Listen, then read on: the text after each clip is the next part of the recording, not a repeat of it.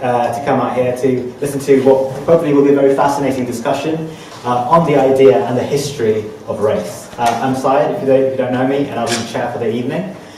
Firstly, I'd like to extend my thanks to Upstream, the BAME Action Group, and the Working Group on the History of Race and Eugenics, and Marius Turda over there for organising this book launch and discussion. Without further ado, let me introduce the panel. Dr. Marius Turda has been teaching at Dr. Brookes since 2005. He's the founder of the Working Group on the History of Eugenics and Race, and a fellow of the Royal Historical Society. And he's also the co-author of this book, Historicizing Race, which is being launched today, and we will go into much further detail very shortly. And Marius will be starting things off today by reading with a summary of the book. We've got Dr. Graham van Wyk, who's an associate lecturer here at Dr. Brookes, and he's from Dr. Brookes International Centre as well. He's originally from South Africa. He's done sociology at Warwick, and he's worked as a trade unionist in South Africa, so he has a very direct experience of the topic. And we also have Sasha Coutinho here. She's a student of international relations and business management, and will be joining us to reflect upon the themes in the book and understanding the idea and its implications today. Okay, so race seems irrelevant, but all is race. These are the words of David Theo Goldberg, one of the most eminent professors in critical race theory. And indeed, nearly every single major issue of our time is kind of predicated around the issue of race. From Donald Trump's election in 2016, where his vision set out the United States to a time before globalization, where he attacked Hispanics, Mexicans, Muslims, to the Brexit campaign here, which was etched in dog-whistling politics with racial overtones, and the far-right populist movements in Europe and their kind of opposition towards the refugee crisis. They're all predicated upon race as a key factor. Now, some say that the issue of race has died down in modern times, but this assumption that Westerners today are more enlightened than ever before should have as much revision as any other translist interpretation of the world's history. Many of you may know that this week the BBC 4 is running a rerun of Enoch Powell's Rivers of Blood speech, which was delivered 50 years ago this week. But the fact is the controversial things that he said in his speech are still prevalent today, and many politicians today still use that. Hold in a high regard just shows how integral the issue of race is. So to understand what's happening in the world today, we can't just say it's a current political situation or a current economic situation. We must understand the deep-rooted cultural motivations behind what's going on. And this book, it considers the developments of the modern ideas of race, and it demonstrates that cultural arrogance and race are linked, and scientific debates in different academic fields, in history, in philosophy, linguistics, they're all interlinked and towards the historical traditions of race. And the issues that we are coming across today, they've not been around for just the last couple of years. They've not just been around for the last 50 years.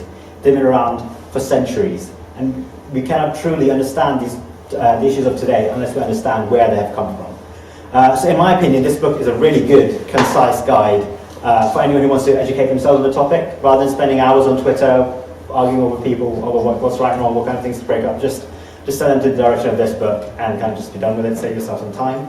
If you want to get a copy today, you can get one for £10 if you want to come find us in the end. So Marius, the floor is yours. What would you say are the key elements in this book that help us historicize race? Well, firstly, thank you very much indeed for organising this. I think it's the ultimate form of recognition to have one of your students organising a book launch for you. So I'm absolutely grateful. Secondly, I should like to say that I think there is always a big discussion about race and racism going on in the West in particular, but for some reason it seems that for the past couple of years we've witnessed an increased social and cultural and public awareness of the topic of race. I mean, if you look at the April issue of National Geographic is devoted to the issue of race, so they have a special race issue. Enoch Powell's speech, which we celebrate today, actually tomorrow, 50 years since he spoke in Birmingham in 1968 against immigration, the so-called universal speech. So you have a lot of interests, on the one hand, to come out and publicly admit certain historiographic, cultural, political traditions, they need to be revised and reconsidered. On the other hand, of course, you have strong revivalist tendencies amongst certain groups of the public, be they white supremacists or nationalists or conservatives. So at the interplay of all these factors, I thought it would be very timely to write a book about race, but see from the perspective of a person who has been troubled by this, but not without having lived in a colonial setting myself. I can't claim to have a personal relationship to a colonial system, personally or family-wise. So it was just a way of coming to terms with the problem that had been preoccupying me for the past 20 years. Now, like you rightly pointed out, Brexit happened and Donald Trump happened. Then, of course, what's going on in Europe at the moment sort of prompted me to finalise this.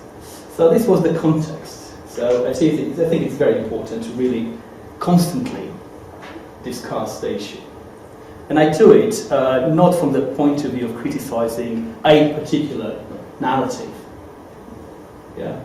So, but I just say that simply all people are actually capable, and indeed they exhibit racial ideas.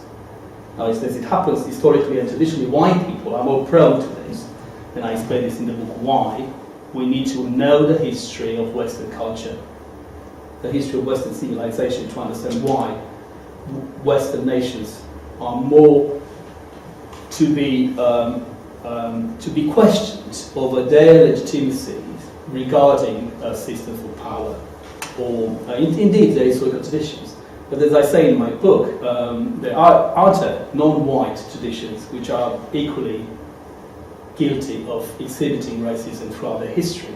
If you think of the Japanese in the 20th century, if you think of the Muslim in Africa in the 13th, 14th centuries, certainly the attitude towards blacks were clearly racist. So this is not, of course, to digress and push away the attention of the book from the Western narrative, but this is to say that ultimately, and that's an important debate I always have when I'm asked about the book, because obviously if you are a black scholar, you write about race in a certain way, and personal experience is very important. But then, as the title of a famous book recently put it, you reach a point where you no longer want to talk to white people about race. Whereas my perspective is that we need to talk about race all the time, because otherwise it becomes simply a way of eliminating certain demons from our past, or replacing them with other demons, rather than creating a really important environment where all of us can be equal and can be free to express our points of view. So I choose this strategy to look at certain, what I call iconographic pillars of the Western tradition. So that's history, that's culture, civilization, science. These are the big themes around which I organize the book. But the book is not written for scientists, it's not written for specialists. And it's written for the general public, and particularly written for the students. So I wanted to write a concise textbook that is accessible without being patronizing. So it does give enough information to allow the person who reads the book to formulate his or her own ideas, and to understand how diverse and complex the history is, without simplifying it, but not exclusively written in a jargon that's too scientific, or simply promotes a certain agenda. Because as you've seen in the book, I try to be quite I'm at liberty to choose any topic I want, because there's the advantage of the historian, you see, and there's the advantage of history, a topic, of course, which is increasingly considered to be less relevant, but ultimately, like I try to demonstrate, if you look at what's happening around us, history is utterly important, because then you can understand where someone like the whole rhetoric about Brexit and stuff, England of past, and making America great again, and all of these, or making Poland great again, or making Hungary, or making Greece, it doesn't really matter, China. they do have a very long history that connects the country to episodes, of course, in which they express themselves in a way that, from our perspective today, is controversial to say the least, and in some cases, absolutely racist. So this is what I was trying to do. So on one hand, write something that, to me, has personal relevance. That's my way of being actively engaged in the matters of the city, the ancient city life. Have a civic engagement, write about things that matter, but write about things that matter to me in terms of my engagement with my students as well, and the public at large. I think as scientists or scholars, we've got to get out of the ivory tower and really sort of be out there and discuss these issues with the public. I think we've been, and we missed the train for a long time, both with respect to Trump and Brexit. I mean, the whole rhetoric coming from academia regarding Brexit and Trump was one of like terrible, on the one hand amazement, and on the other hand, stupendous, incredulity that, we've been talking about this issue for 40 years, 50 years, and they realized that no one was listening. So I think it's quite a sobering moment. Now, I'm not talking about the political implication of either act. That's a different discussion. But culturally speaking, and as ways of sort of bringing to the fore, bringing to the surface certain subterraneous currents of thought, I think they're utterly relevant to the discussion about race. But not only in America, and certainly not only Britain. I mean, if you look across the channel, what's happening in Europe, very worrying developments in countries such as Hungary or Poland, and of course people do not get exactly, and we're very surprised. Recently Viktor Orban was re-elected, and I could read in the British press commentaries about how come no one can sort of explain. In fact, you can explain very easily. I'm not saying it's a simplistic interpretation, but if you do know what's been going on in Hungary for the past 30 years, then you know the entire history of Hungary for the past 150 years, then you understand why he and many like him can be successful in bringing back that idea of we need to stick together. Finally, we cannot let the history speak against us. You see, so history with capital H re-enters the debate. In our triumphalist Western way, post Fukuyama, we all believe history. Post-Hegelian debates about history. It's gone. We're all going to the luminous direction. It turns out actually that's not the story, and that's not the experience of people in a number of countries. And actually, it's going backwards in many ways. So we need to step back a bit, critically re-examine our traditions, and be first and foremost honest with ourselves and our own intellectual lineages and intellectual genealogies. And this is very hard, of course, because we have to admit that we are not perfect, this is not about being bad or being good, it's just about admitting that actually all of these systems, the entire edifice upon which the world is based, is actually have certain sources, and these sources have to be revised. Race appears, regrettably, constantly throughout this narrative, throughout this long history of Western culture and civilization, with a stubbornness that always intrigued me. Out of all the elements we could have picked, and you have others, certainly religion is very important, yes, but still for some reason, this is something that really troubles and remains to this day a very difficult issue around which to articulate common views. I'm sure ultimately at some point we all can agree on certain fundamental religious fundamentals.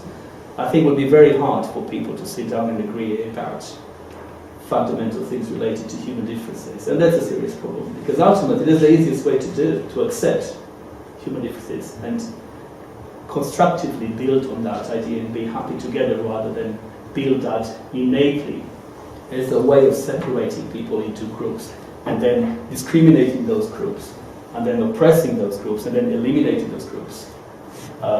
And the entire Western history is a litany of examples of behaving in such a way. if I have another second, that's the other thing I wanted to try and book. I didn't want to get into the debate about whether the British Empire was good or bad, or whether the curriculum needs to be white or black or yellow or blue. You see, not that these debates are not important, but from the point of view, the way I looked at it, I thought there's something above this. Yeah, there's something that we need to go and find even deeper in our self-introspection, our reflexivity, ought to be able to go beyond the mere topic of whether a particular event in history. They will always have two points of views about a particular event in history.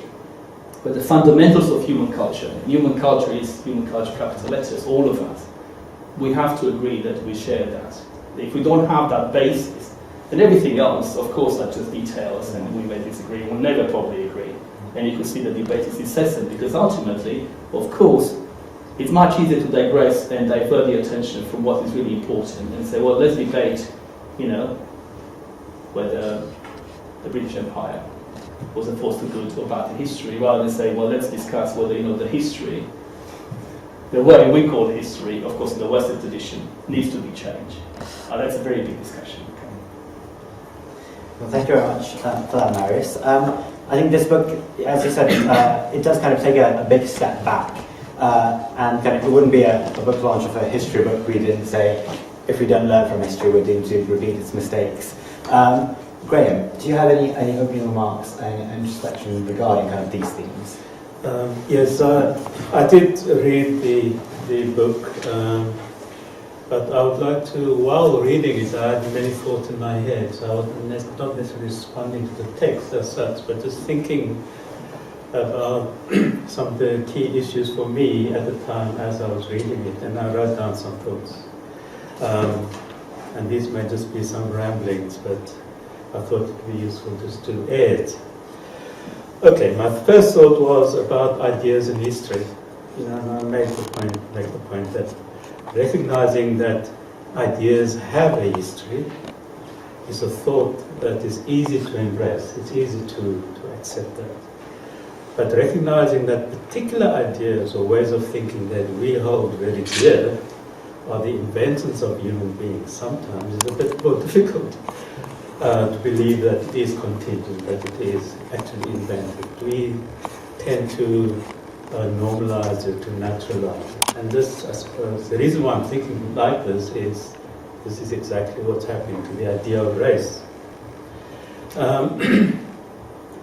The idea of race, it's more difficult for those who think in a racial way they refuse to perceive that racial differences and the idea of race is contingent, and it is historically constructed. Once ideas we are open to grip us with their seductive embrace, it is as if our brains get reset and realigned to accord with new ways of thinking that fixes our cognitive forms and habits. Without active resistance and critical thinking, ideas or imaginings constitute in a moment, and after sufficient durability and utility over time, especially if such ideas conform to the ways we want to see the world, can easily morph into something regarded as timeless, as the natural order of things.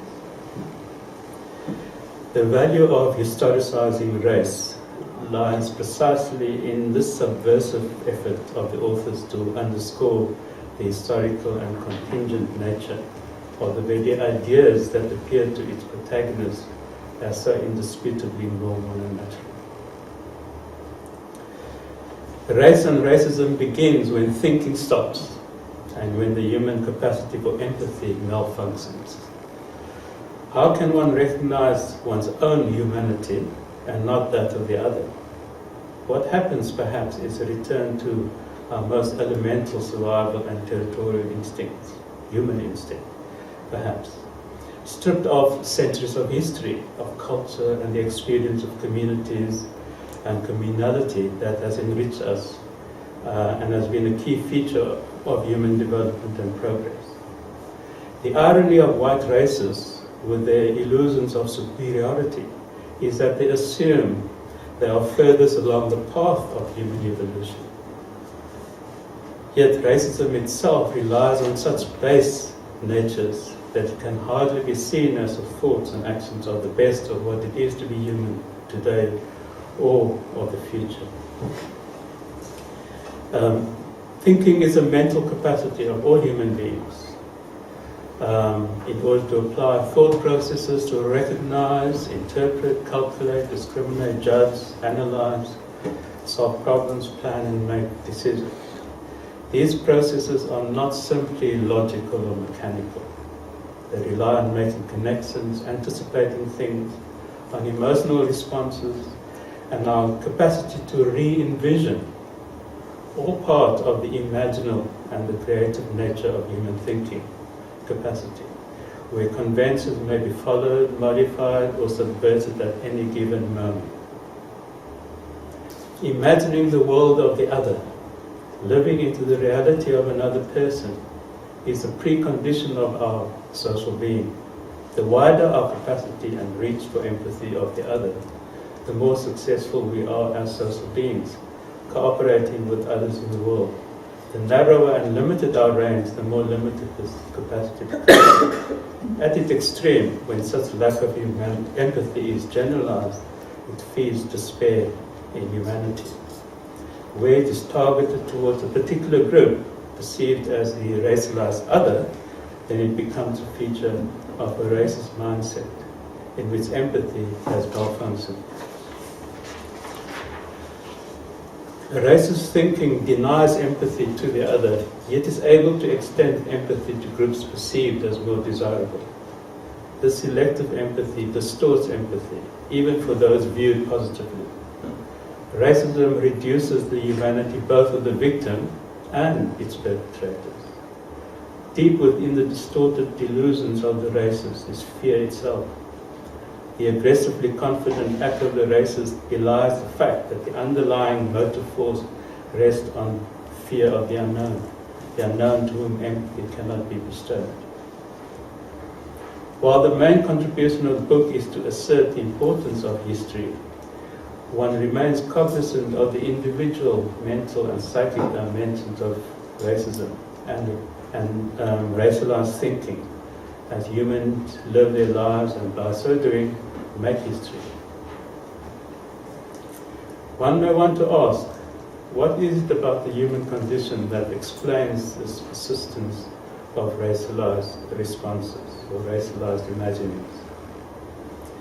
A rational discussion about race is not likely to persuade those whose worldview is defined by racialized thinking, because rational scientific discourse does not allay the emotive foundations that underscore such worldviews. Anxiety about social trends, fears about resource allocation, and the grip of ideological certainties. Race is never real. It is only the fiction of race that is real, and people's mental, behavioral, and attitudinal responses to it, that is real. What this book has achieved is to identify those key architects in the history of racial thought and provide an informative historical narrative of the persistence of such racial thought in all its variety. The book does not seek to explain in detail the emergence of race ideology, nor analyze in detail the contemporary conditions from which racism emerges. Perhaps one should also be mindful of the fact that history, which is potentially subversive of ideas that seek to become normative and natural, may also, in the hands of another kind of historian, become a means to construct a narrative complicit with and supportive of racial exclusivity and hierarchy. This book actively does otherwise, trying to understand with commitment to a set of inclusive and universal values the meaning and sense of race across time and place, providing young historians and anti-racist activists with an overview of the many ways that race still continues to be a problematic presence. It goes without saying that in this retelling, much is illuminated and black lives still do matter. Thank you very much. There's a very good kind of analysis of the human condition behind kind of behind race and kind of how people have reacted over time, and kind of a personal angle on how if not addressed, if these issues aren't addressed in a way where more people can understand these issues, they can become lost and become part of the political mire rather than some sort of historical kind of forensic analysis. You said this book's a good insight for young students coming up. So we've got one here. Sasha, are there any opening? What do you think of when you had a look through the book and when you've been exploring these themes? Well, I was reading the book because I was doing some research for an essay, and it's one of the set readings for one of the modules that I'm doing. So, I mean, I always assumed I had at least a vague idea of certain theories about race, but I guess just reading the first chapter, I was really shocked by some of the things that I found out. So I think it's very necessary to read a book like this and other books like it as well to really dig into the issue of race and not just assume you know that, oh, so-and-so thinks they're on the top and so-and-so is on the bottom because of that. We need to dig into the issue of why that structure is there, and if you don't look for the answers, then you'll never really know how to solve the problem. No, wait. So now we'll open the floor up for any questions if you guys have any. The first part of the book, what it talks about is kind of understanding the recurrent appeal of race and placing it within kind of appropriate intellectual traditions and schools of thought. There's obviously a lot of current populist movements, but they draw inspiration from the historical narrative of countries being kind of having their heyday in the past and returning to that. And that's always interlinked to kind of the idea of primitive races that must be defeated and are evil, and superior, usually European races. So these days, the kind of racial element explicitly is stripped from it, but it's still very kind of Eurocentric and provides ideological sustenance between, in creating that kind of us-we-them dialogue. So on kind of that general theme, or on anything that people have said so far, are there any questions? That's all. Start us off. Go. Hi, thanks for this. This is great. I mean, I wonder to some extent, let's kind of put it in a big one. In a way, to what extent we need to differentiate between kind of race politics and identity politics as more introspective kind of, because especially in the German case and AfD and all these kind of things, it's a response to numbers, right? When they grew up in 80s Germany with a lot of foreigners, get out, smokers, and these kind of things. But the argument is often made that it's just about volume. Also to Brexit, in terms of all these things, it's not about that. But the other question is how we end up kind of differentiating it the same way.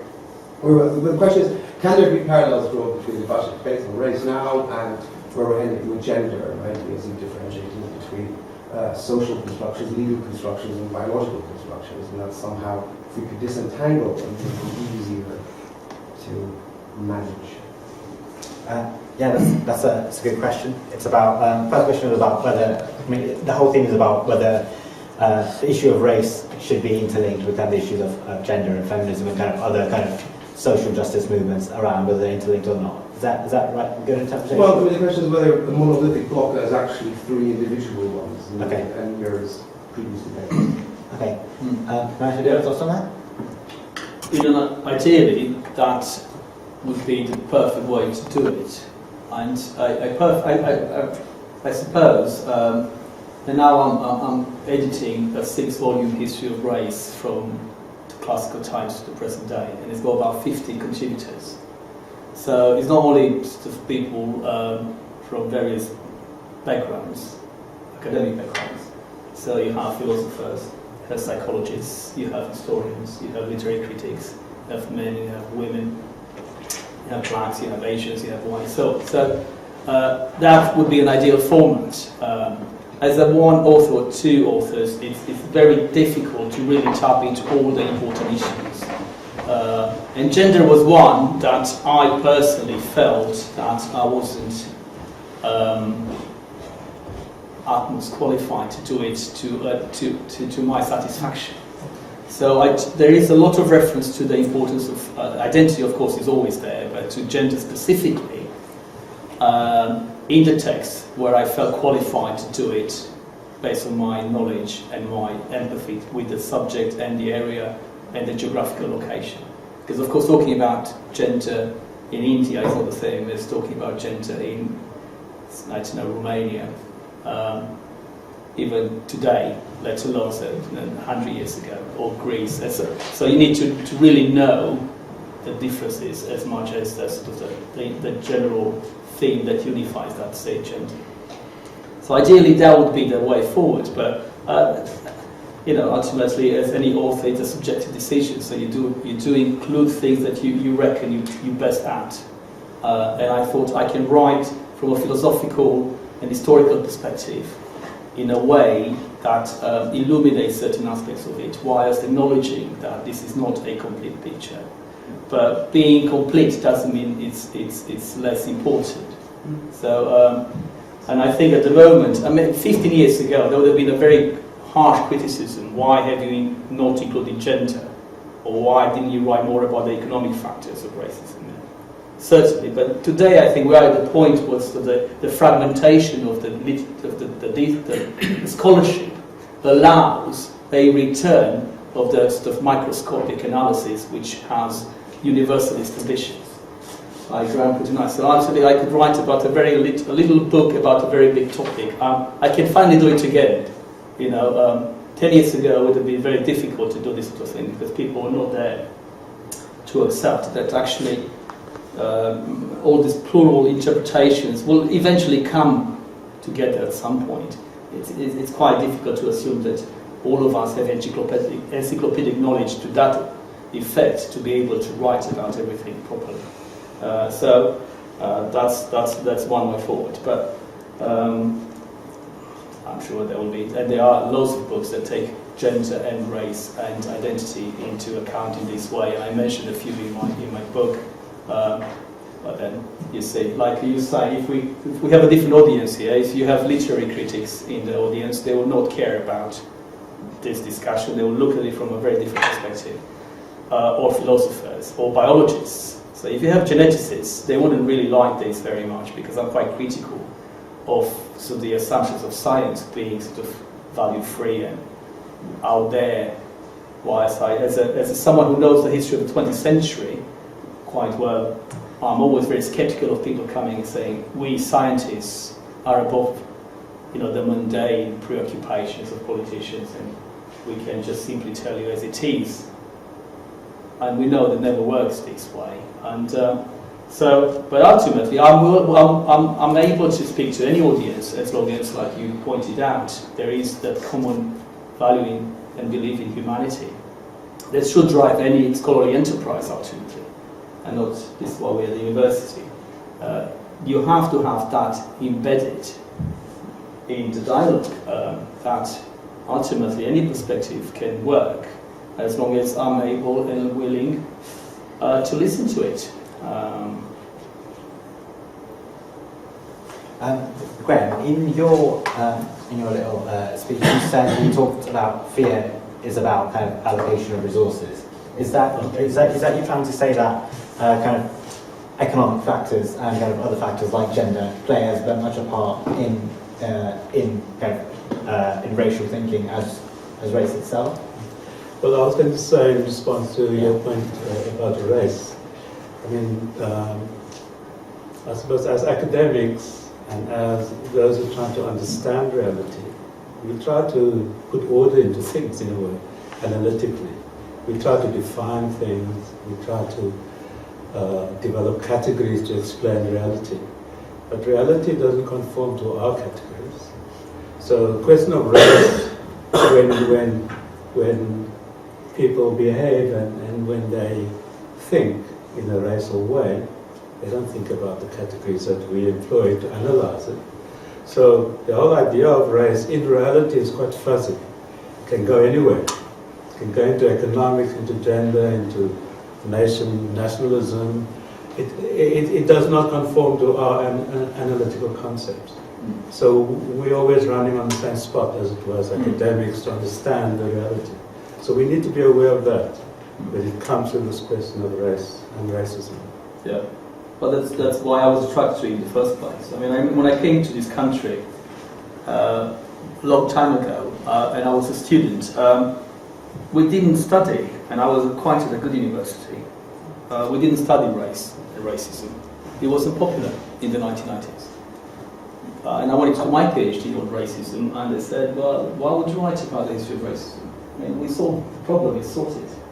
We're all moving towards a multicultural future.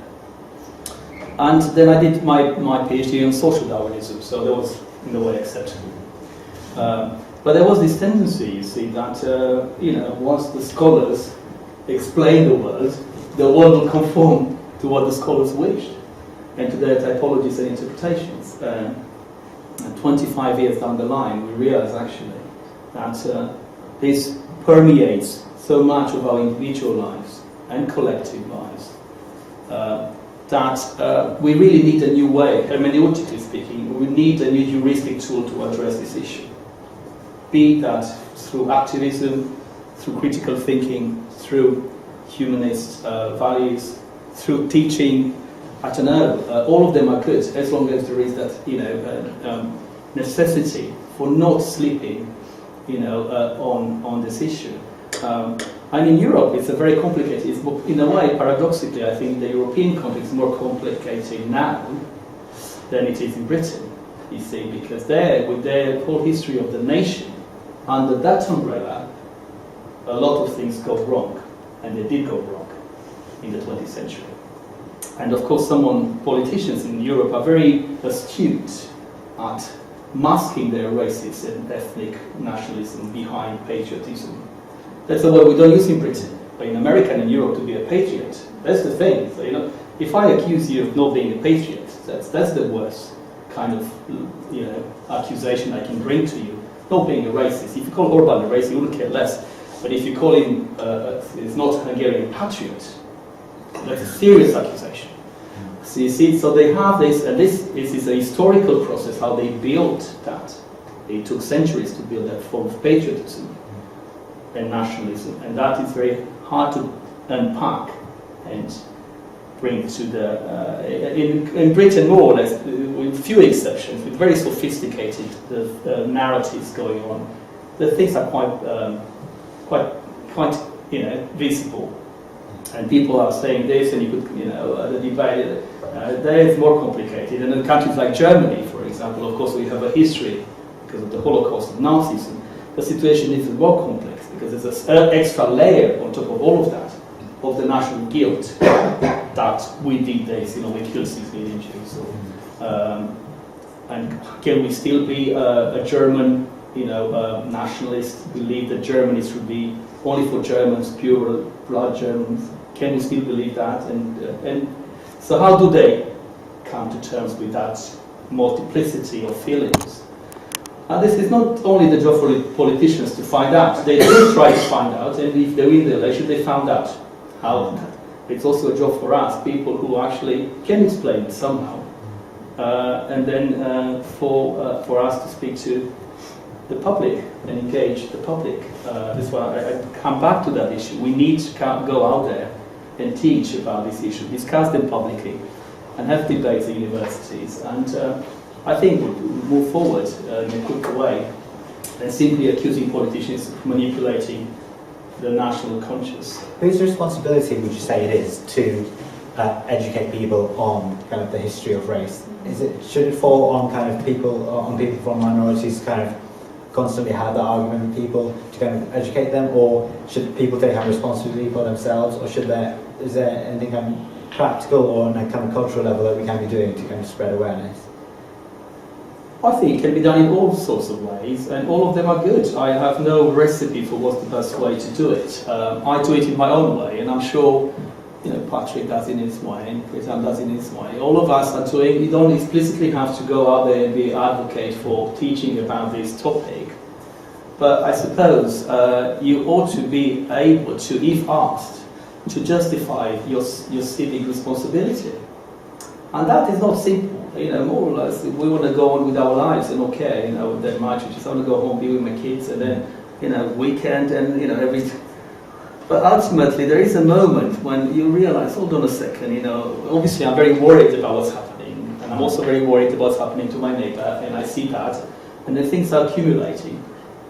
And then at some point, all of us will have to say something about it.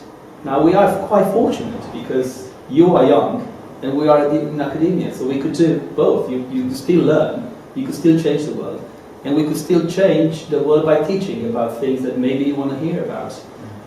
Things that, and this is across the board. It's not only in this country. This is in all countries. Of course, it happened with our generations as well. In the 1960s, we wanted to study this, and in the 1990s, we wanted to study that. This is not something that it's just now. This curiosity and so on and so forth. But I think what's happening at the moment in the world would add a certain urgency to these particular topics, comparing to say 20 years ago or 5 years ago even. Sasha, would you say young people these days are more aware of kind of the role of institutional racism, or are they more aware kind of the advantages and disadvantages different races have, or and what kind of would be the reaction of young people if race starts playing a bigger role in kind of their education? I don't know if young people are necessarily more aware than people were before. I think we just have more platforms to talk about these things, and we have more channels to learn about them. So I think throughout time people have been at least slightly aware of the problem in regards to racial discrimination. But I think, like Marius was saying, it was unpopular to study it in the 1990s. So if you have that kind of situation, maybe you feel embarrassed to talk about what you know is going on, or you don't have, like I said, an opportunity to find literature or academic research on it. So and also I didn't live in the previous generation, so I don't know what it was like. But yeah, that's just my thought, that it's not necessarily a growing awareness, but a strength to talk about these things, because nowadays there's laws where you can't kill someone it happens, but you can't kill someone just because they said you can't do this to me just because of my race. That risk is not as high as before. So yeah, I think it's more of a visibility of the minorities rather than more awareness. I think a lot of kind of issues today are kind of appear more expansive because we do have kind of direct communication. We've got internet, like on Twitter. You will know of any major incident that's happened in the world within a couple of minutes. And you see, that's the thing. History is the participant less visible in all this debate. That's another thing that I wanted to highlight. The irony is, you see, there's a big elephant in the room. Ultimately, of course, you have sociologists are very good at it. You have economists even very good at it. Philosophers, of course, of race. You have traditionally the left, particularly in this country, has been very anti-racist, criticizing racial discourse. And those, because of course the conservatives or the right wing would be really catalogued as racist. So they would, even those intelligent people on the right, and there are some, we shouldn't forget that, would not have a proper way of articulating a particular view about identity because they would be considered racist. But there was no other way, you see. Whereas now, actually, although, so I don't really share that kind of leftist critique of the capitalist system in the same way as the racist system they were very keen to promote in the 60s, 70s. Nowadays, you could actually write about it from a more diverse perspective, but still, most of these people you mentioned, most of these commentators, actually, they don't know their history very well. Even the well-intentioned ones, you hear them talking, and that was my plea. Fine, do it, be out there, tweet about it and everything, but, certain things you need to know. You have to study it, you have to go back to certain basics, you need to know the story. So yeah, I'm not going to go into examples, but think of South Africa, we have Graham here. Think of all the stories you hear and analysis of what's the racism in South Africa and the apartheid and everything. How many people actually know what happened from the commentators? Not many.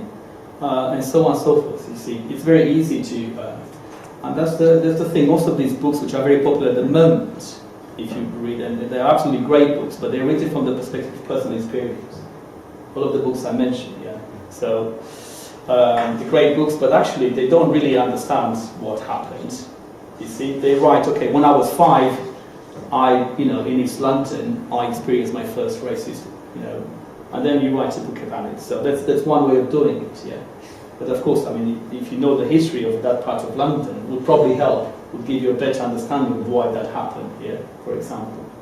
Or you have the perspective, which is very popular in America, this chap who wrote the book Start From Beginning, who says, in America, and that's true, but if you don't know European history, you wouldn't feel it. In America, you needed the institution first. The institutions created ideas. So the white people needed to create a system, and through that system, then they created racism. Yes, but America, before America, was the entire European culture that supported that vision of the world. And Europeans didn't need a system to create racist ideas. That's the hard pill to swallow for us. We were there. Now, of course, you could look at non-white people, or you could look, at internal Orientalism in Europe. I mean, go to Europe and you see how they hate the Roma, the Gypsies. Yeah. Now, of course, they hate the Muslims and the Arabs, but they had their own internal minorities. They were as racist towards as people were probably towards blacks or Asians. But of course, they will never meet that kind of racism until, the Holocaust. And it became clear, actually, they didn't differentiate much between, the inferior people. They just so these are the topics for which history is important, and that's my argument ultimately that I put forward quite forcefully. I appreciate all interpretations, and I try to be very interdisciplinary because that's the way I read things. But ultimately, I still need the historical context to understand where to place you. It is quite important to say that you are in Oxford in 2018, April 13. You'll see down the line that will become an important thing for you. Okay, fair enough. Any more questions? Yes. Yeah. Hi. A lot of this discussion has been about value judgments, and the book itself is called Historicizing Race. But from a sort of epistemological roots in the Western world, our best method of getting at reality is the scientific method, or not even the best, the most accurate. And so my first question was, do you think that it's not necessarily the scientific method, which, in the realm of genetics and such, if these studies were invalid or wrong, or, they would simply not get published. But do you think it's a problem with the scientists rather than the science? That's my first question. And my second question is, do you think that outcomes in science and genetics are compatible with liberal Western democratic free states? Yeah, good question. There's actually a big chapter in the book which is on kind of the topic of science, and racial genealogies, and kind of a lot of it is rested on kind of imperfect readings of historical records and kind of false assumptions made on essentially pseudoscience, which has provided sustenance to kind of a lot of racial ideologies. Marius, would you like to answer that? I like the fact you brought up science and scientists, because it's good to differentiate between the two. Now, of course, science would argue that races do exist, simply because human differences are visible, so you can't say that I'm not different than her. So a 5-year-old will tell you, okay, well, that's obviously this. So according to basic scientific arguments, and a lot of scientists, even after 1950s, tried to retain the word race within the biological taxonomy of human groups. So population biology would retain the word, and it still exists in science. In that particular branch of science, it does exist. Now, of course, certain scientists would defend their position in this way and say, well, there's no better way to categorize this human diversity. We don't have a better word to it. It's not the best word. It has its problem, of course. It's been abused in the past. It's been abused on a daily basis. But it's still, within that branch of science, it makes sense to us. Yeah? Now, of course, historically, you have a lot of scientists who knew that word has cultural, religious, economic, and other implications, and they used it politically to discriminate other groups, to create a scale, to create a value system. Yeah, superior and inferior races. A biologist wouldn't speak in terms of superior and inferior races. They would just speak in terms of different groups belonging to different races. So Charles Darwin, for example, used the word race for species, and he would speak about different species. Yeah, he wouldn't speak about superior. He wouldn't say that the humans are the superior race.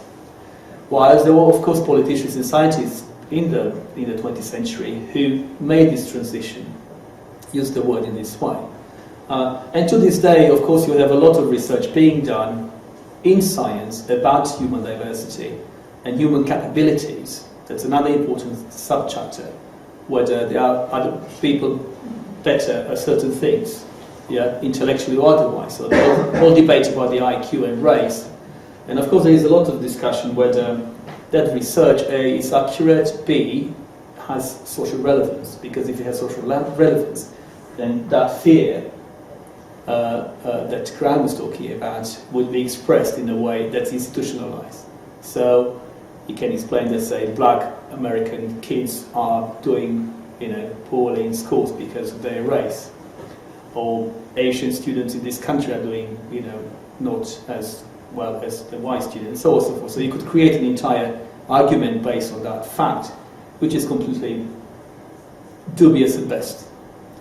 So you will always have scientists who will do that. Science itself, as I try to demonstrate in the book, is something so embedded into the idea of society and culture that it's very hard to take out.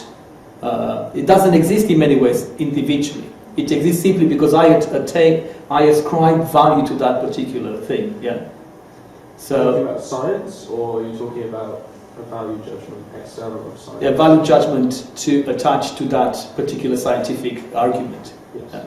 So that's in a way a medium, not long answer to your question, and I try to answer it at length in the book if you read it. Regarding the second question, I don't see that, to be honest. I don't see the development of genetics and liberal democracy. I don't really see many liberal democracies around, to be honest. But I don't see any incompatibility between the development of genetics and any form of state. Now, as we know, of course, there are certain interests within any state to fashion and channel certain scientific work for military purposes, or for the control of the population in certain ways. So everything that's around us, basically, at some point there was some scientists developing that somewhere that then became sort of part of a normative interpretation of the reality. Yeah, from CCTV everywhere to nerve gas. That's a very it's a very intricate and lengthy debate. How much are these people to be blamed? Did they know? Did they sort of offer their support? We could do it historically if we look at the past. What happened to the Nazi scientists? How much were they involved? How much did they know? How much they voluntarily wanted to do it?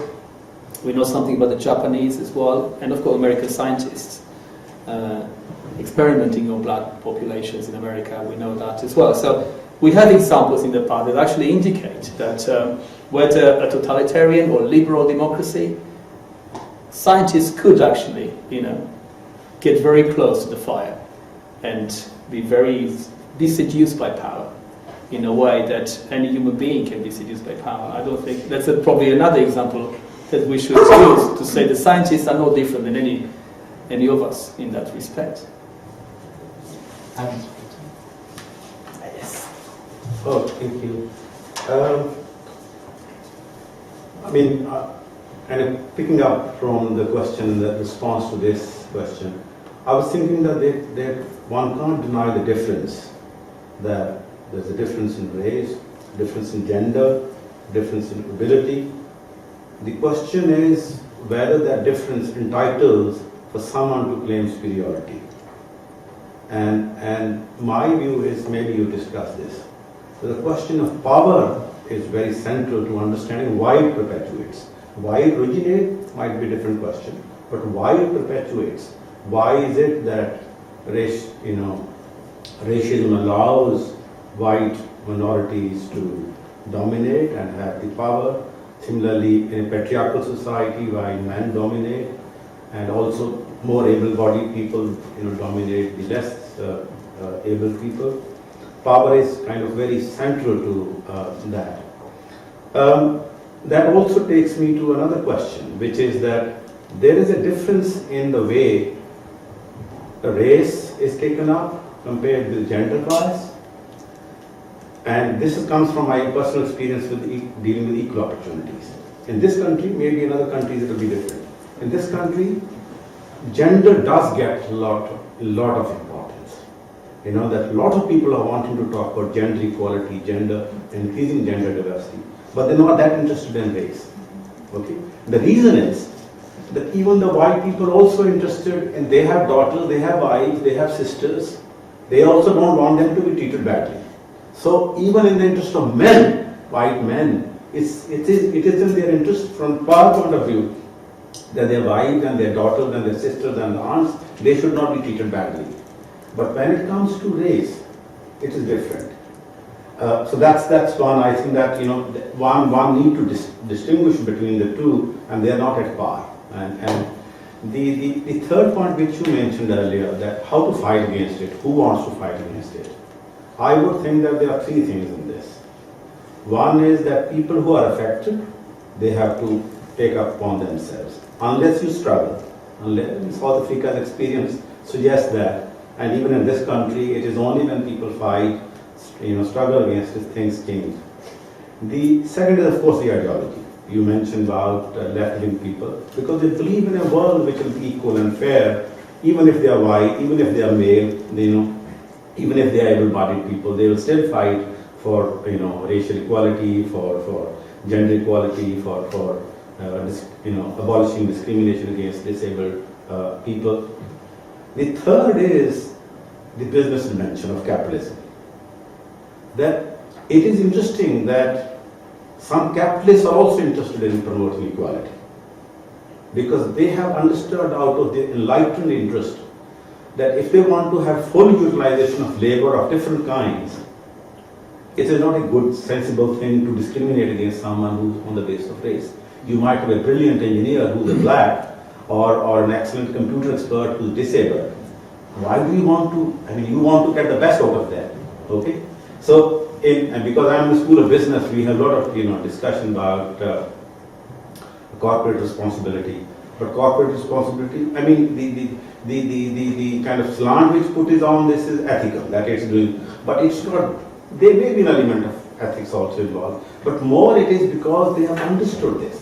And in this country it's very interesting that business is actually supportive of more migration.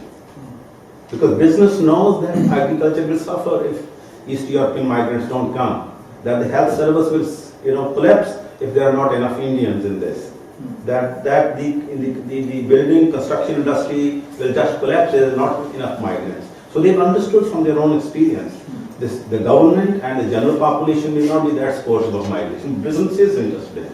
So I think that why we fight for equality comes from different angles. It comes from your own self-interest. You want to fight against exploitation, comes from ideology, but it also comes from business interests. That to share some ideas. Yeah, they're all very interesting points. I think the first point you made was about how racism kind of perpetuates power amongst white people. And I think in Marius's book, the point it's kind of hundreds of years of tradition of kind of adopting kind of like European superiority and him promoting that as a traditional value, as well as kind of implementing that within the colonies themselves. I'll get to you on that point. Did you have anything to say regarding the question on how racism allows white people to perpetuate power? And then we'll get onto your point about intersectionalism between genders later, because that's a whole different topic, a whole big topic. Okay? Is there anything you'd like to say about that? Graham? Well, I've got a few points to make. First was Yeah, in okay, relation to the that's fine, science yeah. question and That's definitions that's of fine. race. I'm a bit uncomfortable with what Marius was saying when you were talking about defining race. Clearly, there are differences, individual differences among people, among all humanity, whatever race, so-called race they belong to. Within one race, there are multiple differences between individuals. So the question is, how have we come to the point where we can now, or some people can distinguish one group of millions of people, they belong to that race, and other millions of people belong to another race. Sometimes it's based on visible differences, size of the hair, color of skin, and so on. But clearly, it's not really a scientific. I don't know how scientific that can be. There was in connection to scientists. There was a line who defined that. Yeah. As there are scientists Yes, I know. who There's define it in this way. Yeah, but that's a Answering the minority question. of scientists. Are That's a small group of scientists at the moment. At the moment, yes. Yes, I mean, within a very confined discipline Yeah. that are still beavering away on this question. That is a prerogative of science, to be maverick, to think opposite to what the consensus is at the moment. That's fine. I have no problem with it. But to then centralize and foreground the fact that there's this group of scientists doesn't make it the scientist's point of view. It makes it the point of view of a group of scientists, not the scientific point of view. I think there's a scientific consensus that race, as has been understood or defined, doesn't exist. Right? It doesn't make no sense to divide human beings into racial groups. Okay. The fact that we have in our heads these categories is a reality. So, social scientists are very interested in that aspect, because it defines our behavior, the choices we make, how we live, who we make friends with, and so on. So it becomes a reality, it's a material reality in the way human beings behave. It's not a useful scientific concept in terms of separating the populations on planet Earth. Well, no, of course not. Okay? No, we criticize that, Yeah. but he So- was saying about the difference between science and scientists. Yeah, but So they I'm will discuss- uncomfortable about the idea that we can sort of say race exists. So I don't think race exists. I don't Race think anyone exists. said race exists, not No. us, but we're talking about, and we completely, at least I share Okay. that, but this is not to deny that, there are other people who think differently. Yeah. Okay, then to think about the science question, to go back to the question of science.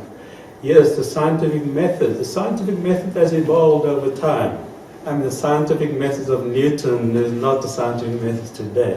So we don't need to idealize a scientific method. There are a variety of scientific methods. It has evolved, become much more developed and much more nuanced. Okay?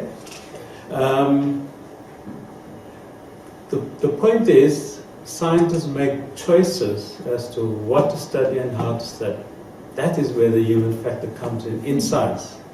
So you can talk about the scientific method as if it's this wonderful process of getting at the truth. But the choices that scientists make of when to use a method and for what, that's very social, ideological, based on values. So the question of race. Why have we decided that, say, skin color is a significant factor in defining race? Why haven't we decided that the size of your big toe is a significant factor in deciding population differences? We've made a choice. And what is the basis of that choice? There's no scientific basis for the choice, I would argue. I wanted to say, like on the issue of science, it's not really about the science itself, but the scientists again, because there's an example of Sasha Coutinho. She was a Khoisan woman from South Africa, of course, and she was taken from South Africa here into the UK, and she was displayed in Piccadilly Circus like an object, only because she had a very large bump. I don't know what is so appealing about this, it's normal. So after she died, scientists dissected her body and displayed them in the museum just because her bum was big, the lips of her vagina were big, her facial features were different. Okay, yeah, she looks different, okay, that's fine, but so what? You don't need to treat a person in a certain way. Yes, okay, her skin is brown. People here, their skin, majority of the people here, their skin is white. Maybe they have a smaller bum, we don't know. But anyway, it's about the choices you make with the science that you've seen. Okay, if you want to find out why does she have this accumulation of a big bum, fine, but just leave it at that. And ask. Nobody asked her if she wanted to be researched on as well. She just died, and they said, okay, her body is here, and they used it. So that's where the problems are. If you want to research and say, okay, maybe this is a scientific thing, then no problem. But it's the way in which you do it. People don't consent to these kind of things, and the conclusions you make are important, and the wording in your conclusions. You may see that somebody is different, but if you make that difference, if you word that difference as though it's negative, that's when it's now becoming racist and pseudoscience. Science. Yeah. I think race is a very emotional. If you look at it as a natural thing, it's essentially just judging someone differently for how they look. There's no kind of like Graham said, there's no scientific reasoning behind that. And when you say that race is never real, it's only kind of what you kind of you do as a result of someone being of a different race. If you start if you get kind of fake evidence like these scientists did, and you kind of change that phrase by saying kind of race is real because look of the scientific experiments I've done, you provide that just emotional response with some sort of kind of scientific backing in your head, and that's when it turns into something that you kind of just is coming out of your own head to something that you can say actually it's a verifiable fact. This is something that I can actually I should do more on. So obviously now these days it's completely accepted that it's pseudoscience to find these kind of racial differences. But these themes, these kind of stereotypes that develop of the time of kind of phrenology, kind of measuring people, the size of people's skulls, things like that. The kind of traditional elements that were created, though the racial element has now been kind of defeated by science amongst other things, the stereotypes will still linger in society and they're still used to kind of to provide those racial overtones, and as well as kind of examples of actual racism. A lot of other kind of stereotypes you associate with these people, they still come about from the time when these kind of things were verifiable according to pseudoscience of the past. Is that a comment to make, Marius? Yeah, and I want to reiterate that what the point made by Graham, that I made it very clear in the book that there's no scientific basis, and my critique was actually of a new trend in social sciences to bring back the biological interpretation of identity. So 20 years ago, social scientists would say identity is constructed, race is constructed, and now they, amongst the most important American sociologists, tend to slowly reintroduce biology in the discussion. Say, well, maybe we're a bit too constructivist, and now we have to accept there is a biological element to it. And I simply had to criticize that view, because then it's a slippery slope. We go back to, now let's find a scientific way of explaining the biological difference. So that's the thing about the scientific debate about it. Now, in addition to that, there's the element you mentioned. Now, the irony, if you look at the racial profiling programs at American airports, which I did, they're using typologies created by Italian anthropologists in the 19th century, all of them racist according to our standards. So when you arrive there, they say you are Muslim, or you are brown. Their interpretation is completely based on racial stereotypes. And the booklets they study, which is racial anthropology from the 19th century. And that's shocking, that after so long, they still reintroduce description of people based on physical characteristics. So, there's absolutely, 90% of the time they get it wrong, of course. You randomly selected to be searched based on your physical characteristics. They assume that you're from the Middle East or something. It could easily be from whatever. You see, so that's very worrying. So there is a revival of that kind of interpretation of human difference that uses pseudoscience. And there was a powerful example of the Washington Phoenix, as it was called, that has these chapters as well that were highly abusive. and discriminatory, and ultimately completely lose respect of human life.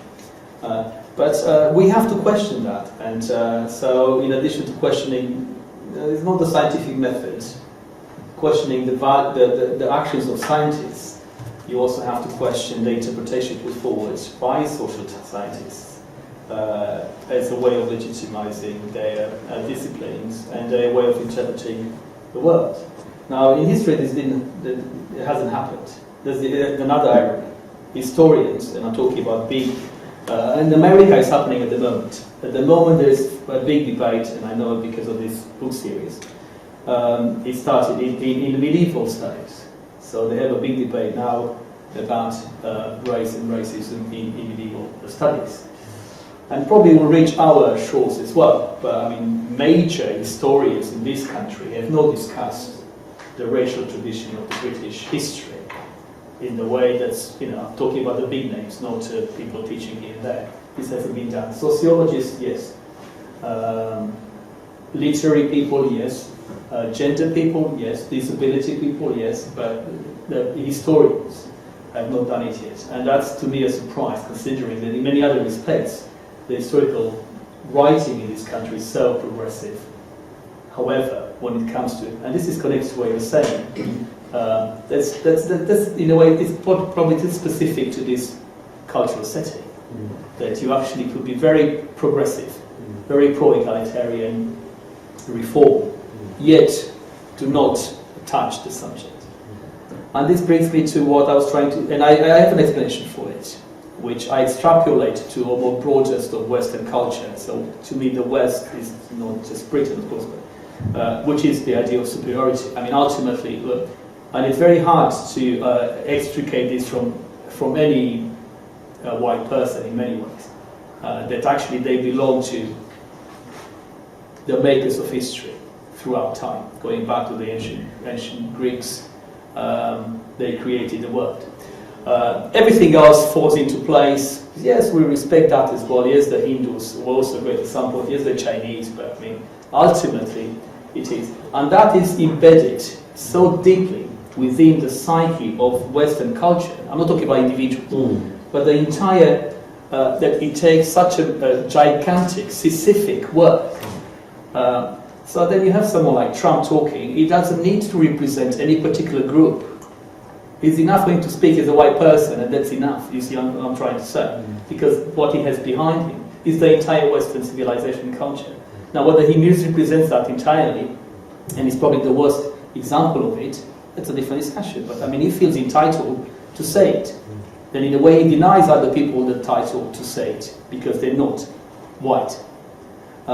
And to go to the core of that, feeling, it's very hard, because that means, of course, to really revise very deeply, not policies, not practices at certain institutions, but to revise fundamentally what is it that makes these ideas and what makes the Western culture and civilization. And that's an ongoing discussion, and it will not finish tonight, I hope. But little by little, we'll maybe contribute a bit to it. With respect to the economic factor, I can't comment much of it, because you are the person who knows more about it. But I mean, if you look at history, again, the economic factor is probably more important than the ideas. I mean, if you look at the British Empire and history of colonialism in general, European or British, the economic factor was always there, if maybe more important than sort of racial classification. I think, like you say, the business interest. But then again, it's like the Phoenicians, they're very cunning Europeans. They knew that actually what ultimately matters is economic power. We give them some rights as well, of course, but that's part and parcel. To make us better people, yes, in our eyes. We'll look at the discussion about abolitionism. How great it was that we abolished slavery. Of course, innately we believe we're still going to control the entire world. There wasn't discussion about giving up that, was it? Okay, any more questions? Thank you all for such an interesting discussion so far. I just want to come back to your question, gentleman at the front's question earlier. I might have missed this in the discussion, but as you rightly pointed out, we know how race endures, but I'm still quite bemused and confused as to why it endures. Is there something, why does this science especially, from the late 19th century, why does it still endure? Notwithstanding, like when contemporary racialists have picked up on, the genome and tried to reframe it using a new scientific method, people just don't know that this is an invention? Are people still walking around thinking this is like, scientific, this is science? I don't get it. Yeah, on the one hand that's true, people don't actually know. They don't know the history of that particular practice. So when I asked when I saw that particular border card picking up random people saying, and I asked, why are you doing that? He said, well, it's the law. And I said, do you know what you're doing? He said, no, it's just as my textbook here. And I looked at it and I realized actually it was this Italian anthropologist from 19th century with all the faces drawn, and he didn't know, so I couldn't really blame the poor chap there that he was reproducing something consciously. So that's one aspect of the problem. Education is key. You need to actually teach these subjects about phrenology, about eugenics, about racism, scientific racism in the 19th century, about colonial whatever. On the other hand, of course, you have people who actually know that this is unacceptable. And they still use it for a number of reasons. They say, if you ask them, well, there's no better system to do it. We haven't found a better system to do it. Secondly, they will say, well, obviously, we took everything into consideration with respect to human values, liberties, your rights, the expression. So it might seem offensive to you because you're an academic, but it's not offensive to anyone else. Yeah, quite. And thirdly, of course, there was the discussion that we alluded to, and I also discussed in the book. This, at the interstices of all these stories about race is the real issue. You see, so all of us have our story, but there, where it happens, there's the vortex that I was trying to get at, and that, would explain why it lingers on, why it endures, and it does. It's still, if you go to America, it's just you have everyone talking about it as if it's like the one we talk about, I don't know, something quite elementary. Let's put it this way, common sense. Yeah, is for them. It's very shocking in many ways. And although they know perfectly, all of them know is not a good way to talk about people. Yeah, and they still do it. So it has this seduction. It's like the forbidden fruit as well. Some do it because they want to abuse people directly, so they're just evil people. They just want to abuse other people. Others just are more pragmatic and to manipulate that with various purposes, political or otherwise. There's something I haven't discussed here, but it's religion. That's the other. Under the umbrella of religion, there is a lot of discrimination going on, and particularly in America, there is a very strong association between religion and race, and certain denominations are. It's a very complicated discussion, probably as complicated as the one about gender and identity, but I think that's also one important to have. Can I respond with, I think that is a central question. Why it perpetuates? Whatever may be the vision, but why does it keep on perpetuating? My view is there are two dimensions to that. One is the ideology and the consciousness and the ideas which we have. Other is a question of interest and power. That it is true that, and I'll give you an example from India, the caste system, which might make it more clear. That, of course, lots of people, without knowing history, without knowing a lot, they do believe that white race is superior. Okay, that's not. But if that's not sufficient, why it perpetuates? Because there are interests and issues of power involved. And let me give you an example from India that might make it more clear. In India, there is a caste system which is unique to the Indian society, that the most superior people are called the Brahmins, who are priests and scholars. And then the people who are manual, they are called Dalits, and they are untouchable, they are the lowest people. Now, most Brahmins actually believe that they are superior, that they are God-given people, they are superior people, okay? But it's also true that many of them know that this is bloody false ideology. but still they keep on perpetuating because they are the power holders.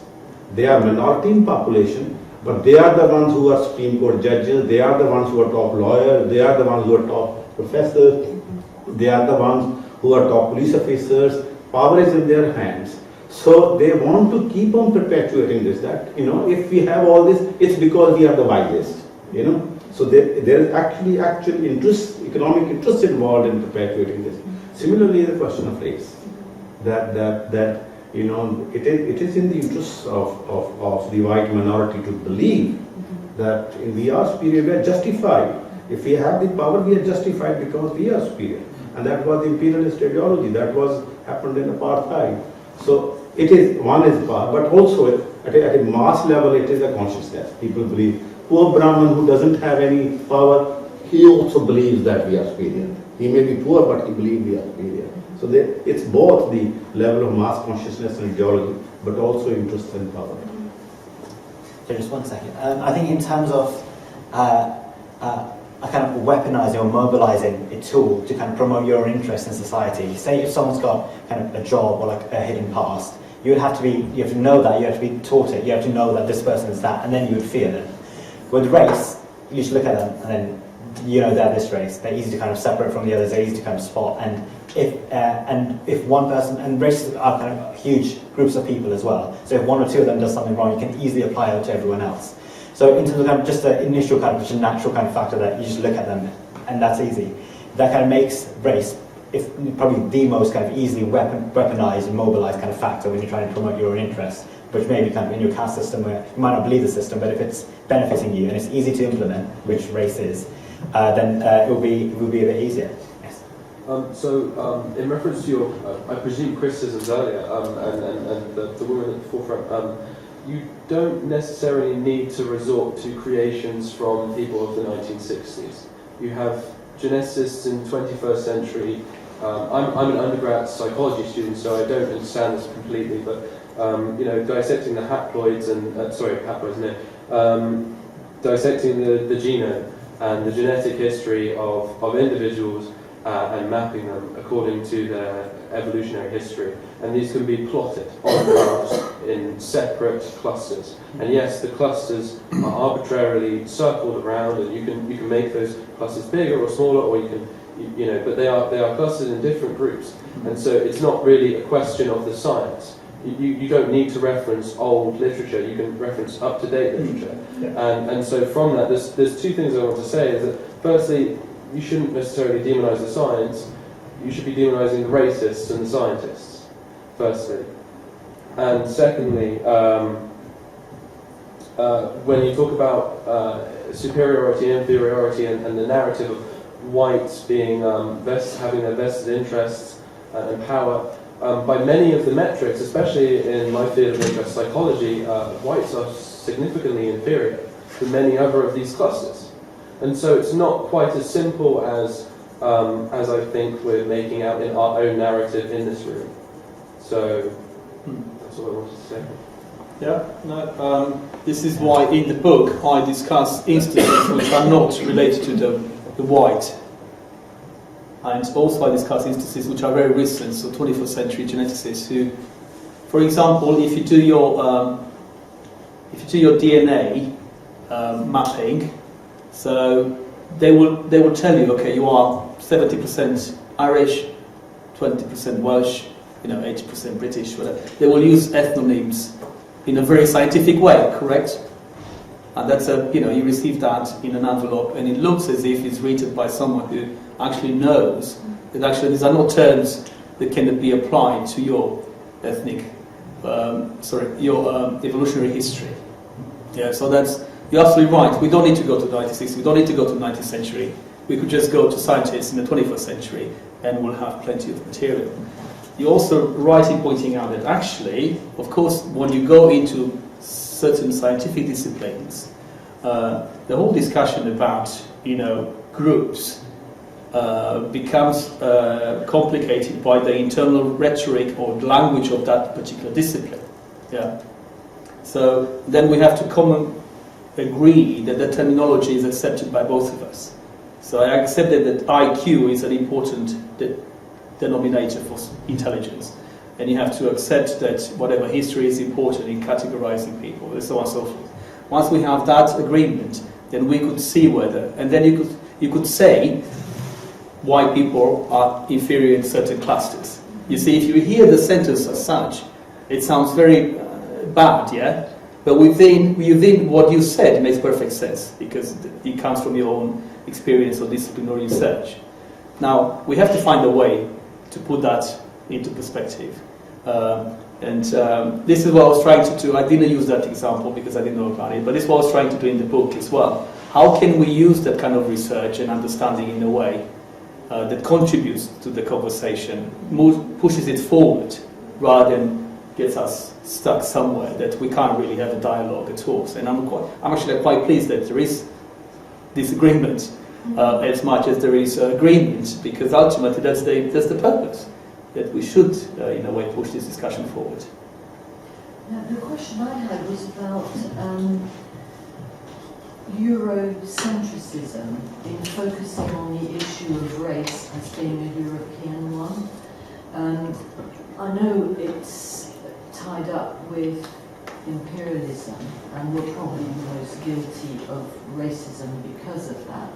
But the gentleman at the front talking about the Indian experience also made me think of the Chinese experience, which, as we're moving in, we're in the 21st century and China's about to rule the world, and they're moving economically into Africa, for example.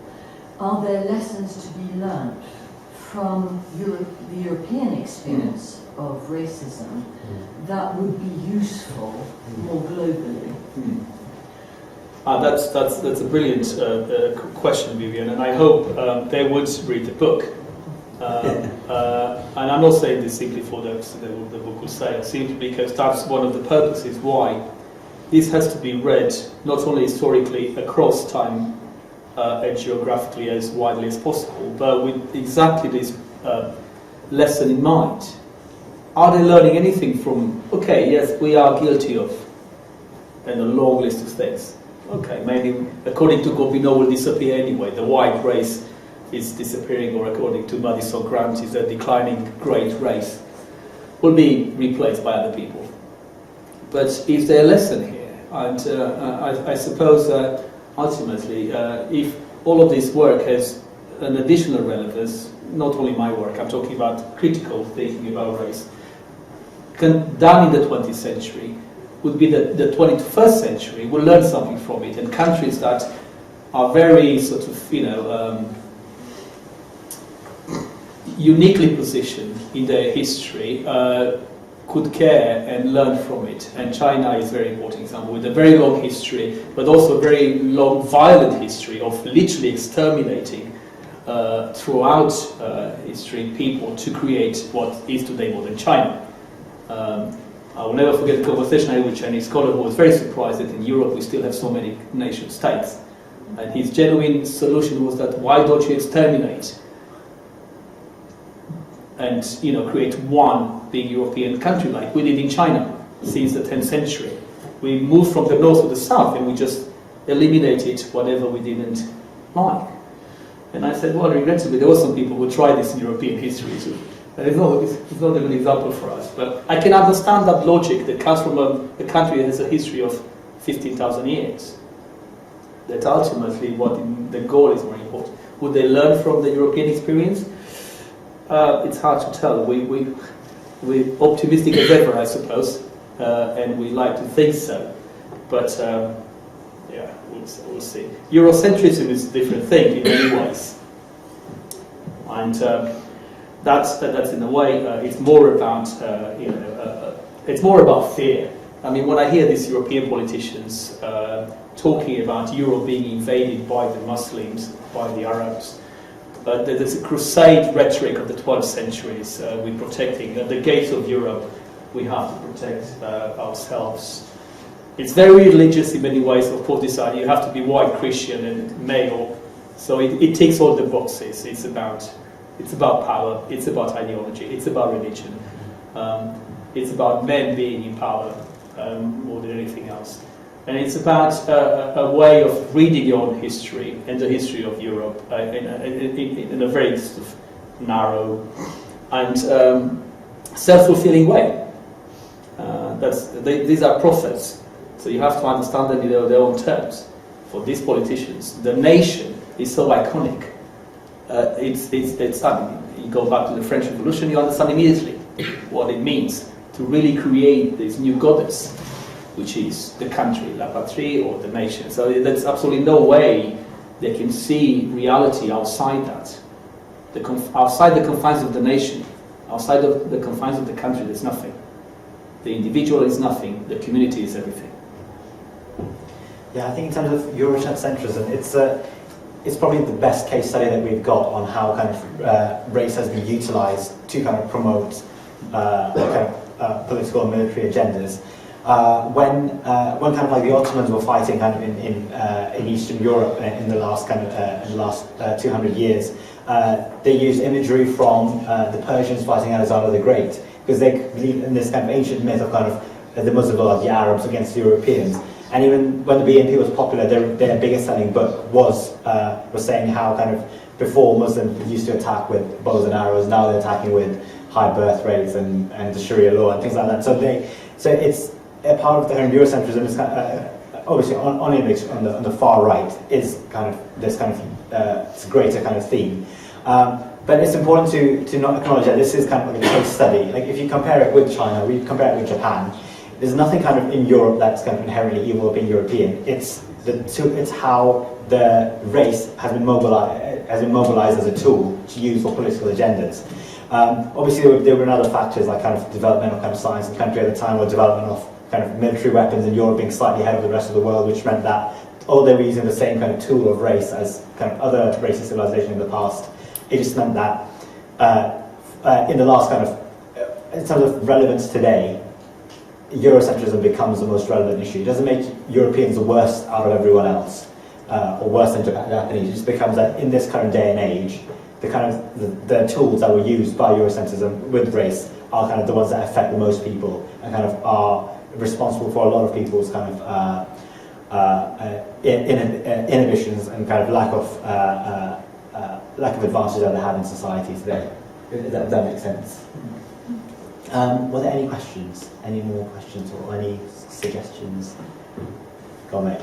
So how does a historical standpoint of race explain the kind of demographic, economical trends like the massive influx of East Asians in tech and Jews in literature, and how does a historical, cultural perspective explain such phenomena?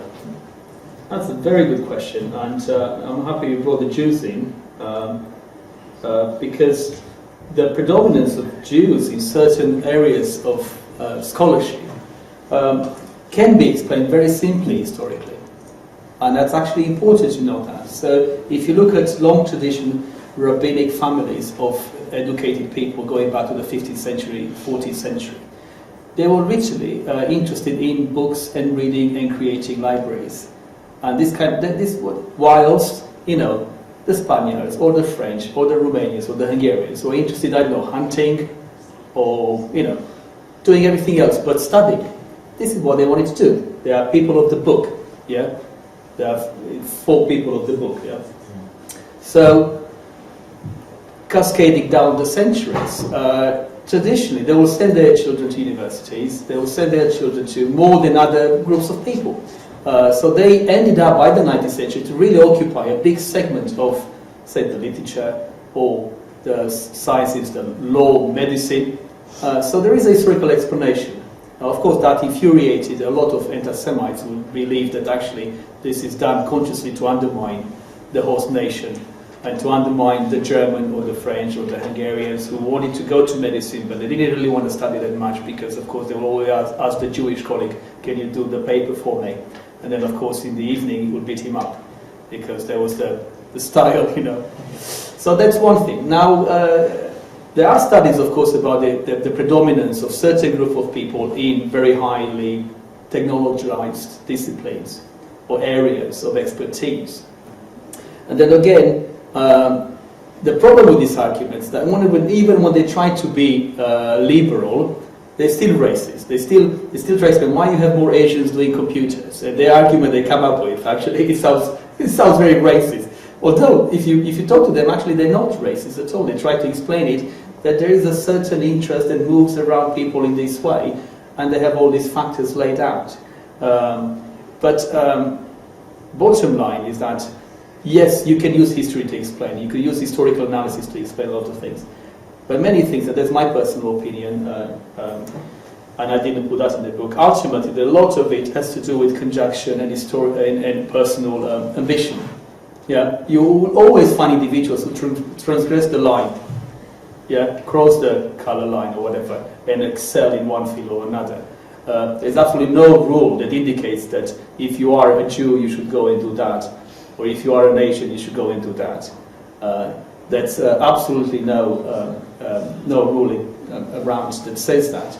The fact that some people, are moving in that direction by ways of traditional families, in some cases can be historically explained. In other cases, simply the way that it came into with the Asians, very simple. They came to America in certain ways of immigration. Certain areas are open for them.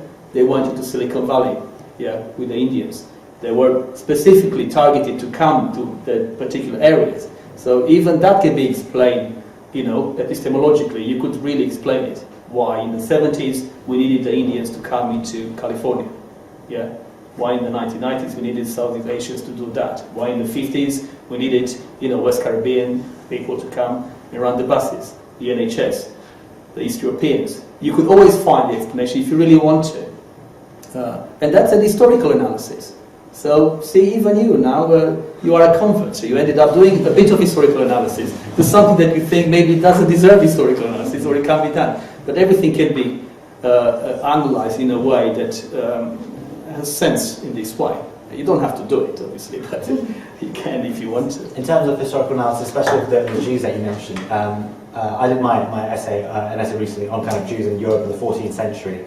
And at the time they were being kind of expelled from their communities. They weren't allowed to own land in many places, and the only thing kind of the state couldn't take away from them were kind of skills that they learned. You can't steal someone's skills away, and kind of over time it meant that those people, not due to the essence of their race, but because of kind of the historical background and kind of the persecution they were suffering at the time, they had to develop in that way. Yeah. Mm-hmm. I was just going to ask. I don't know how this kind of relates to twin studies. I mean, it's kind of.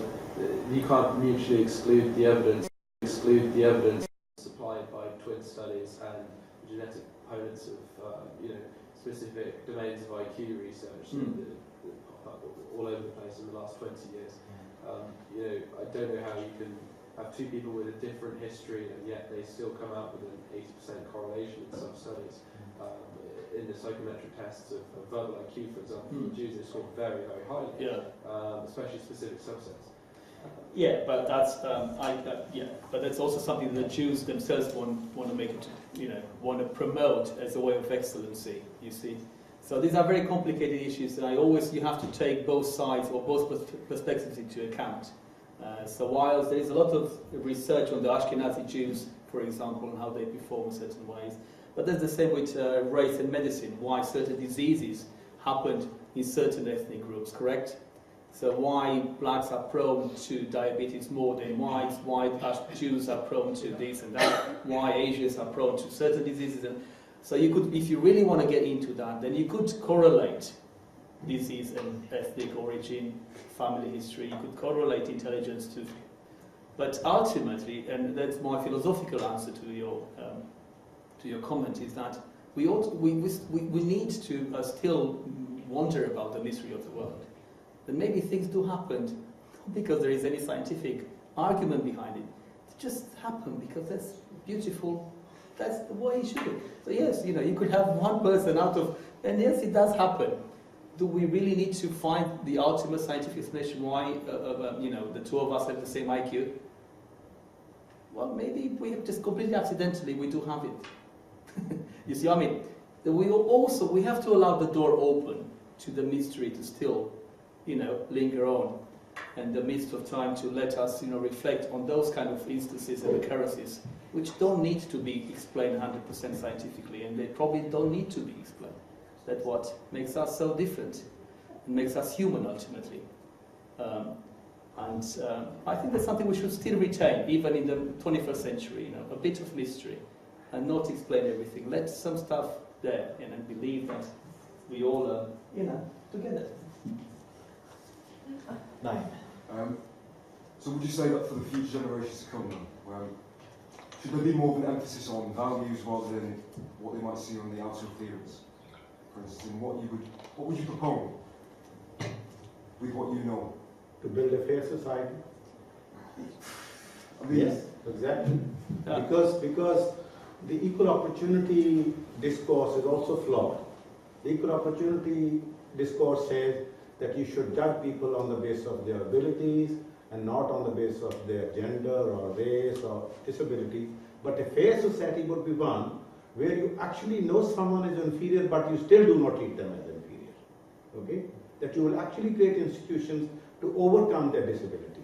You will still have institutional arrangement because you want to build a fairer society. So we have to go beyond equal opportunity if you want to create a fair society. That's the only reason. It's a good kind of topic to discuss as we draw towards the end. So like the future of this debate and what do you think? Are you optimistic about kind of how do you think this debate is unfolding, or do you think there's still a long way to go, Sasha? Yeah, I'm happy about it. But yeah, there's so many layers to this. I don't think you can, like I said, there's just so many parts to this, and you really have to dig in, and it's going to take a long time to get to the core. So while I think debates like this are just the beginning, obviously 2 hours is not enough to cover everything. So it's just up to us to find other ways to learn ourselves as well, more about these things, and then sorry, I don't know your name, but like you're saying about equal opportunities and stuff, then examining, from what you learn, examine things like equal opportunities, examine things like whatever subject it is you're studying and how it relates to these kind of... I was talking, when I was saying what I was saying, in terms of values, I wasn't talking about equal opportunities, for instance. I think it was more about the actual character of the person itself. So if each individual, for instance, had man or woman, colour, whatever it was, if you adhere to a certain set of characteristics, for instance, you would then be perceived in that manner. In the same way that obviously we've been given, we're coming to university, in order for us to be good academics, we need to aspire to the best intellectuals. We're going to aspire, but we're going to live by their habits, do the same things that they do, at the same time live by their sort of values. So even if I was talking, the values I'm sort of talking about here are more the traditional moralistic values itself. Maybe that have kind of gone universal all the way through time. So for instance, with this race argument here, like my parents taught me, coming from a Muslim background, in the eyes of God, all men are created equal, and showing you distinguish between the believer and the non-believer. It's as simple as that. There's no colour, there's no nothing there. It is that statement, and every time that I'll go judge a person, it will just be, how are you going to interact with me? What can you provide for me? So on and so forth. As in, do you think that that's the kind of thing that should be put into kids in order to